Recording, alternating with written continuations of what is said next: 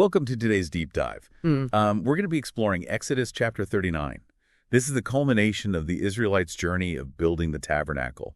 Yep. And we're not just talking about blueprints and inventories. You know, they'll certainly encounter those. It's more like, think of this chapter as the unveiling, where everything comes together. Yeah. It's a fascinating chapter, really. It goes beyond just the what of the construction and delves into the why.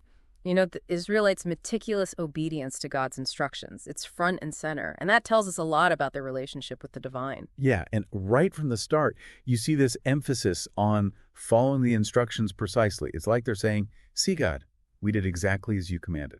Mm-hmm. But it's not just about following orders, though. The phrase, as Adonai ordered, appears 10 times in this chapter, and 10 in Hebrew numerology symbolizes earthly completion. So it's a deliberate choice, showcasing the thoroughness of their obedience. So it's not just a checklist they're going through. It's a statement. They're going above and beyond to demonstrate their commitment. Exactly. And this dedication becomes even more apparent when we look at the priestly garments, particularly those of Aaron the high priest. The detail in the text is incredible. Blue, purple, scarlet yarn, finely woven linen, hammered gold. It's a sensory explosion. Yeah, you can almost feel the weight and the texture of those robes just from the description. So what was the thinking behind such elaborate garments? Was it purely about aesthetics?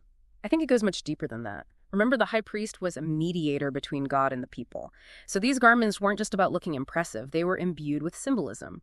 The blue, purple, and scarlet, for example, weren't just random colors. They were associated with royalty, with the divine presence, with sacrifice. So they were visual reminders of the high priest's role. Yeah. And the sacredness of his office. Exactly. Take the breastplate, for instance. It had 12 stones, each representing a tribe of Israel. The high priest wasn't just standing there alone. He carried the weight and concerns of the entire nation on his shoulders. Wow, that's powerful imagery. And it makes sense, given that these garments were designed for use within the tabernacle, God's dwelling place. Every detail was meant to create a sense of awe and reverence. Precisely. And that brings us to another interesting detail. The bells on the high priest's robe. You might wonder why bells. Were they purely decorative? Yeah, it does seem like a rather unusual choice for a garment, meant for sacred service. Was there a deeper meaning? Absolutely. The bells served a practical and symbolic purpose.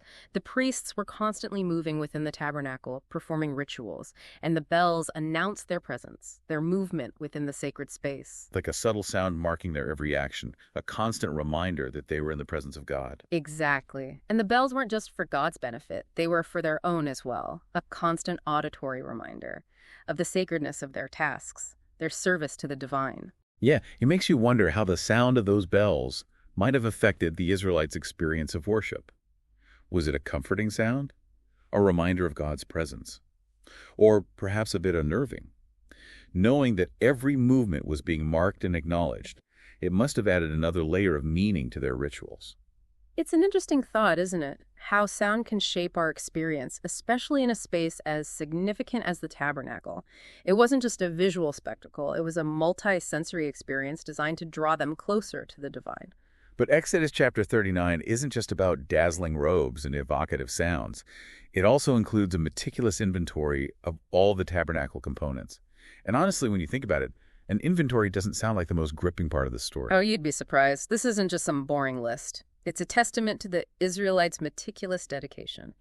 Every piece, every material is accounted for, highlighting the immense effort and resources that were poured into creating this sacred space. So it's almost like a celebration of their work, like saying, look what we accomplished together for God. Exactly. And it reinforces that idea of complete obedience we talked about earlier. They weren't just building a structure, they were fulfilling a divine mandate, down to the last detail. And this inventory underscores the significance they placed on their relationship with God. Yeah, and you can't help but wonder, reading through that list about the stories behind those items, the skilled artisans who crafted them, the families who donated precious materials, the collective effort that went into creating something truly extraordinary. It's like it transcends a simple inventory and becomes a testament to their shared faith and commitment. Absolutely. It paints a vivid picture of a community coming together, united in a common purpose. Yeah.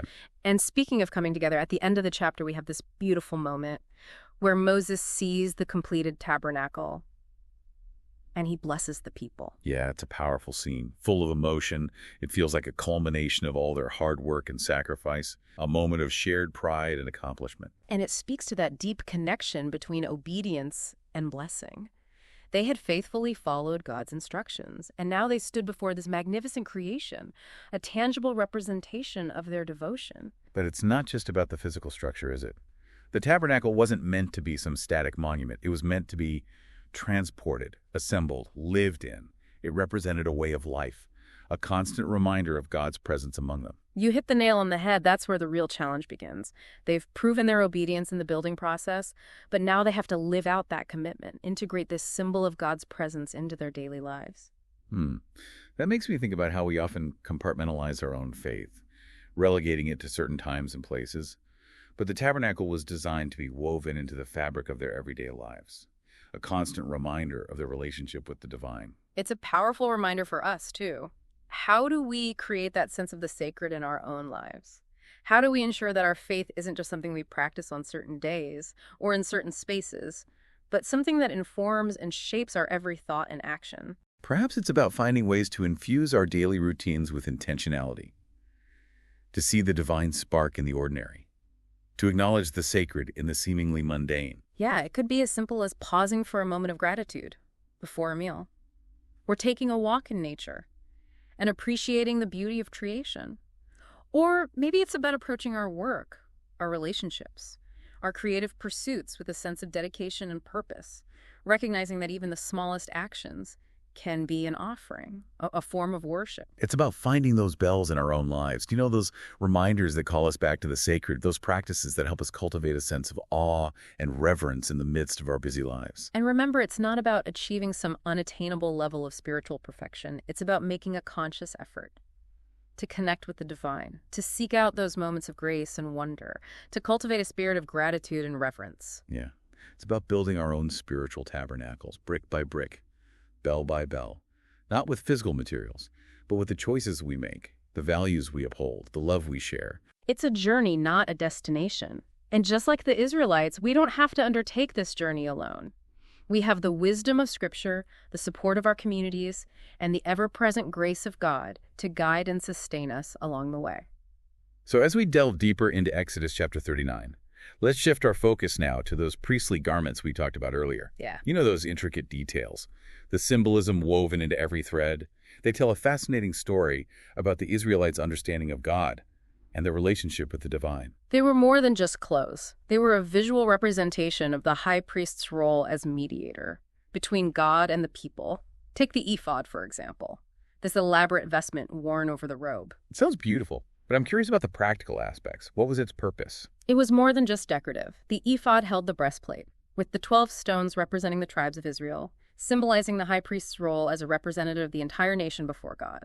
And on his shoulders, he wore 2 onyx stones, each engraved with the names of 6 of the tribes. So he was literally carrying the weight of the nation on his shoulders. That must have been a heavy burden, both physically and symbolically. It certainly speaks to the immense responsibility of the high priest's office. He was a bridge between the human and the divine, carrying the hopes and burdens of his people before God.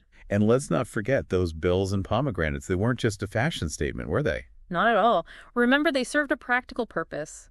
The bells announced his presence as he moved about the tabernacle, performing his duties. It was a way of acknowledging God's presence and reminding everyone that the work being done was sacred. So it was a constant reminder, not just for the high priest, but for everyone around him, that they were in a holy space, engaged in holy work. Exactly. And it's interesting to think about how we might apply that concept to our own lives. What are the bells we can wear, metaphorically speaking, to remind ourselves and others of the sacredness of our work, our relationships, our very existence? Perhaps it's about approaching every task with a sense of intentionality, recognizing the divine spark within ourselves and in everyone we encounter. Beautifully said. It's about cultivating an awareness of the sacred, that sensitivity that can transform even the most mundane tasks into acts of worship. It's about recognizing that our lives, in their entirety, can be a form of sacred service, a living testament to our relationship with the divine, Yeah. just like the tabernacle was for the Israelites. Yeah, and that's a message that resonates. just as powerfully today as it did thousands of years ago. It's about recognizing that the way we approach even the seemingly insignificant aspects of our lives can be a reflection of our deepest values, Yeah. our understanding of the sacred. Yeah, it's like they were saying, hey, we're not just building a tent here, we're building a relationship. Yeah. And that relationship, it was expressed not just through grand gestures, but through that meticulous attention to detail, the dedication to getting every element just right. Exactly. And that brings us to a question I want you to ponder. How do you think this meticulous construction of the tabernacle, this dedication to fulfilling God's instructions to the letter, how do you think that reflects the Israelites' understanding of God's nature? That's a fascinating question.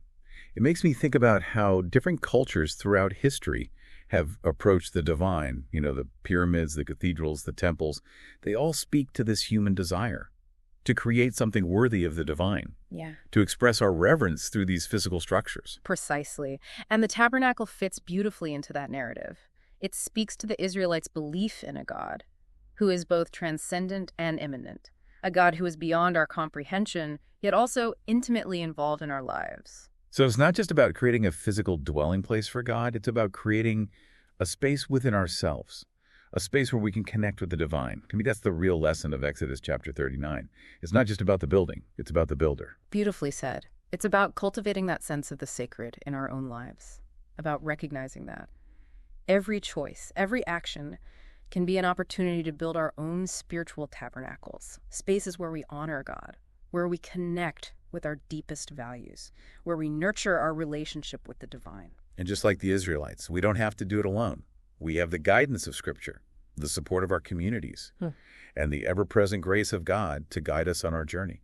So as we conclude our deep dive into Exodus chapter 39, I encourage you to reflect on what those building blocks might be in your own life, those practices, relationships, and values that help you create those sacred spaces within and around you. Because ultimately, that's what this chapter is all about. Yeah. It's a reminder that even the smallest details can have profound meaning. And that by weaving those details together, we can create something truly extraordinary, a life that reflects our deepest beliefs and brings us closer to the divine.